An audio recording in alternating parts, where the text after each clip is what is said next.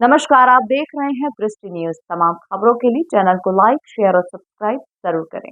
आज विदिशा पुलिस की ओर से एसपी दीपक शुक्ला ने पुलिस कंट्रोल रूम में प्रेस कॉन्फ्रेंस के जरिए 10 जून को तलैया मोहल्ला निवासी गुनगुन उर्फ नेहा रजक को मरणासन हालत में छोड़कर भाग गई थी, उसकी सहेली मुस्कान राजपूत को गिरफ्तार करने की जानकारी और बताया कि 10 जून को मुस्कान ने गुनगुन को रेलवे ट्रैक पर गंभीर रूप से घायल छोड़ दिया था और वहां से भाग गई ताकि वो किसी ट्रेन की चपेट में आ सके और उसकी मौत हो जाए। इतना ही नहीं, मुस्कान ने अपना बैग, अपना सुसाइड नोट और परिवार का मोबाइल नंबर भी घायल गुनगुन के पास छोड़ दिया और वहां से बात करती हुई इस पूरे प्लान में मुस्कान के साथ एक और खिलाड़ी हरिओम साथ रहा। मुस्कान के विदिशा से भागने के बाद अलग अलग जगह पर रोकने और वहां रुकने में हो रहे खर्च के लिए मदद हरिओम के द्वारा ही की गई थी।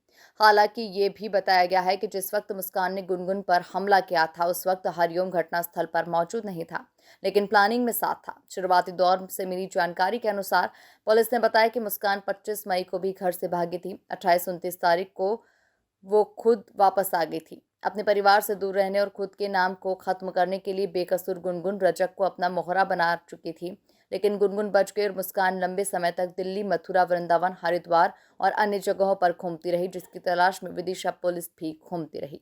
आखिरकार उसे कल बीना रेलवे स्टेशन पर जीआरपी की मदद से गिरफ्तार कर लिया गया। पुलिस के द्वारा आरोपी की तलाश के लिए 10,000 रुपए का इनाम भी घोषित किया गया था। देखिए, ये लड़की पहले भी गुम हुई थी, घर से पहले भी गई थी। उसके पीछे बहुत सारे कारण थे, जैसा एक लड़के का भी नाम आ रहा है, अन्य भी बहुत सारी चीज़ें थी।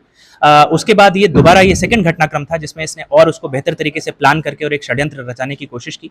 इसका उद्देश्य था यहाँ से दूर जाना, इसको कोई ट्रैक ना कर सके, इसलिए थोड़ा इसमें समय लगा, लेकिन अंत में पुलिस ने इसको सफलतापूर्वक डिटेक्ट किया, ट्रैक किया और गिरफ्तारी मिल लिया। देखिए, अभी तक जो प्राथमिक तौर पर हमारे पास जानकारी आई है, इसमें यहाँ से फरार होने के बाद ये दिल्ली, मथुरा, हरिद्वार, ऋषिकेश जैसी अलग अलग जगहों पे कुछ कुछ समय पे रही। ये जो लड़का साथ में है, ये इसकी मदद करता रहा विभिन्न तरीकों से और अंत में फिर ये हमारे कस्टडी में आई है। कि लड़की घायल अवस्था में रेलवे ट्रैक के पास मिली थी।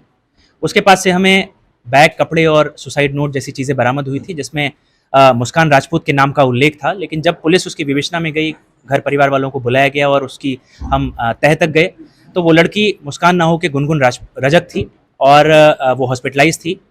घटनाक्रम चूंकि पेचीदा था, जब गुनगुन को होश आया तब पूरे उसने अपनी तरफ से जो उसका वर्जन था वो उसने बताया, जिसके आधार पे इसमें मुस्कान राजपूत जो थी, उसने हमला किया था, वो आरोपी बन के निकली थी।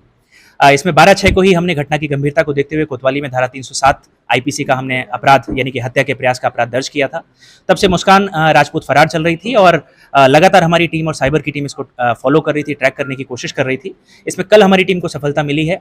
इसको हमने बीना में जीआरपी बीना की मदद से इसको राउंड अप किया और फिर पुलिस इसको लेके आई, जिसमें पूरे घटनाक्रम का खुलासा हुआ कि इसने अपने आप को मृत दिखाने के उद्देश्य से गुनगुन रजक को वहाँ पे घायल अवस्था में फेंका था। एक प्लॉट बनाया था इन्होंने, जिस प्लॉट का पूरी तरह से खुलासा हुआ है और इसमें मुस्कान राजपूत के कथन के आधार पर इसका एक साथी भी इसमें निकल के आया है, हरिओम सेन, उसको भी आरोपी बनाया गया है, सह आरोपी बनाया गया है। तो इसमें पूरे प्रकरण में 2 आरोपी बने हैं और गुनगुन जो कि इलाजरत थी वो अभी स्वस्थ है।